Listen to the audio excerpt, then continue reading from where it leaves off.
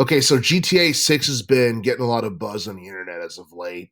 And mainly the buzz is about the fact that Rockstar is supposed to be announcing GTA 6 sometime towards the end of October.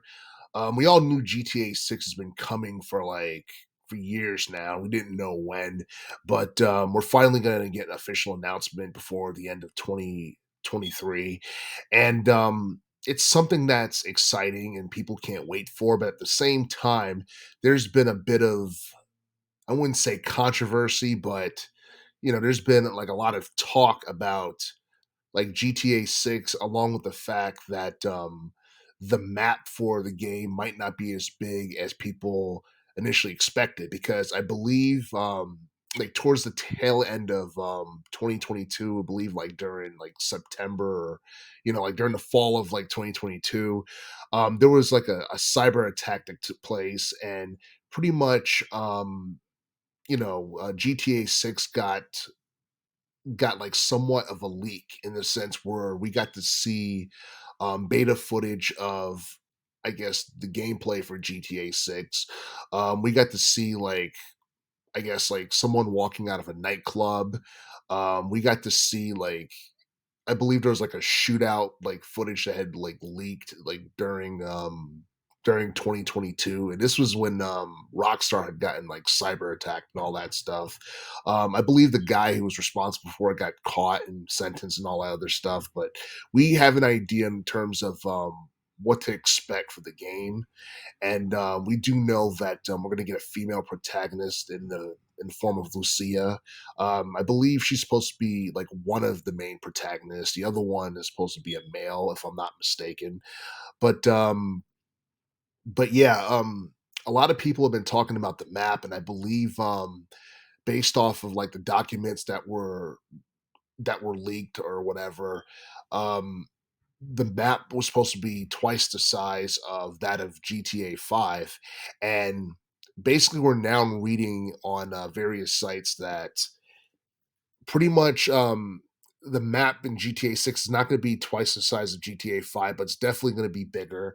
And based off of what I read, basically the game is rumored to take place in Vice City, and it's probably going to have like some other locations, like such as like Cuba, like during like flashback, gameplay or scenes during the 1980s.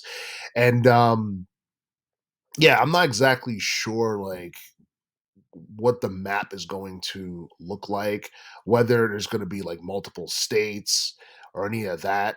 But it's definitely going to be bigger, and I don't think the map size is going to be like a major thing that's going to determine the overall success of GTA 6. I think that's probably going to be like a fraction of what determines the overall success of GTA 6. The game has to have a compelling story, it's to have improved gameplay in comparison to its predecessor.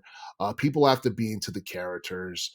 It has to capture the vibe of whatever they're trying to go for, based off of like what year the game is set in and what decade the game is set in. Like all that stuff are like big things that are going to determine um, how popular GTA 6 is going to be, how much it's going to sell. And I'm pretty sure it's going to do great in sales, because it's probably going to be one of the more hyped video games of the 2020s decade. I don't think we've gotten an official release date for the game just yet, but we'll probably get one for GTA 6 when Rockstar makes the official announcement. And a lot of people are expecting it to be released sometime between 2024 and 2025, which is fair, because I believe we've waited since like 2013 for this game. And obviously, there are game modes that Rockstar should definitely bring back, like the online multiplayer game mode, because why would you get rid of that? That was something that added to the replay value of GTA 5. Um, this game in particular, I'm not exactly sure whether or not it's going to surpass GTA 5 in terms of sales and commercial success, because GTA 5 set the bar pretty high in terms of overall sales, and it's one of the best selling video games of all time, and definitely one of the best selling video games of the teens decade. And based off of like what I've heard, I believe the game has managed to sell like 185 million copies worldwide within the past decade, and that's absolutely insane.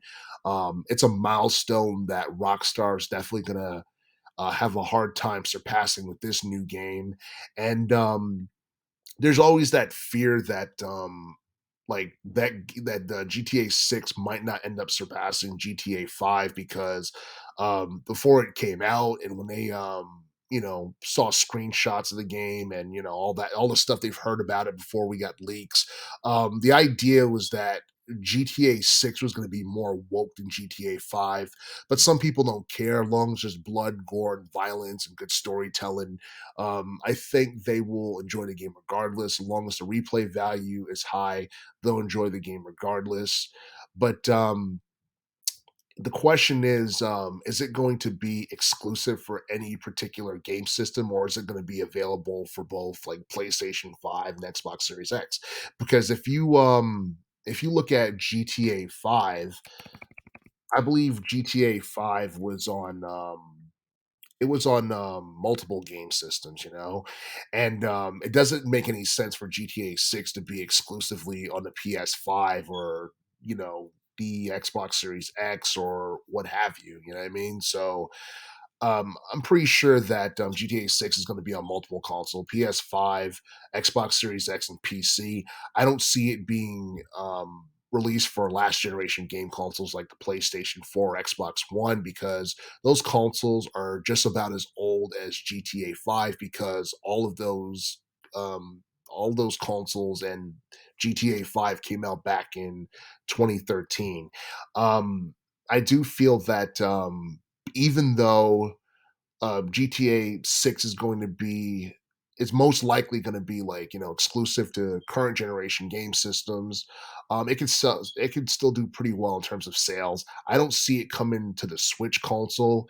I could eventually be wrong about that, but I don't see it coming to the Switch console because it's going to get overshadowed on the Switch by all the Mario and the Zelda games and all that stuff. And the Switch console is generally not made for like M-rated games and all that stuff. So so I can almost like I'm almost certain that GTA 6 is going to be on PlayStation 5. Um Making it a PS5 exclusive is not a good idea. Making it exclusive to any console is not a good idea because you want to sell as much as you can with GTA 6. But I do feel that like the mapping controversy and the stuff concerning the leak and all that stuff, I don't think it's as big of a deal as some people make it out to be. Um, like you hear stuff about it, but at the same time, like when they see like the actual trailer and how polished it looks, they'll probably stop talking about it and all that stuff. But but at the same time, GTA 6 is not going to have that much of an element of surprise that GTA 5 did because I don't recall there being a massive like leak for GTA 5 before it came out. And I do feel that that possibly like the leaks that we've seen with GTA 6 in the past could potentially harm um the game in terms of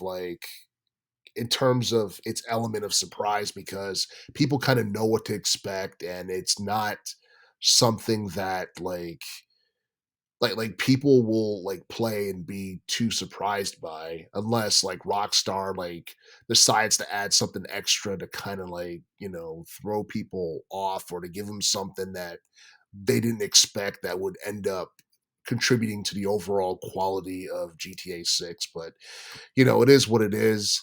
I do feel that I do feel like the leak necessarily it didn't really help Rockstar Games and it's somewhat detrimental to them and I'm pretty sure they're really upset about it, but at the same time, I don't think it's going to affect the overall like, finished product of GTA 6 and hopefully it's not one of those games that when it's launched, a lot of people were complaining about like glitches and all that other stuff because they've had about a decade to work on this. And for the most part, people are expecting a polished product when it comes down to GTA 6.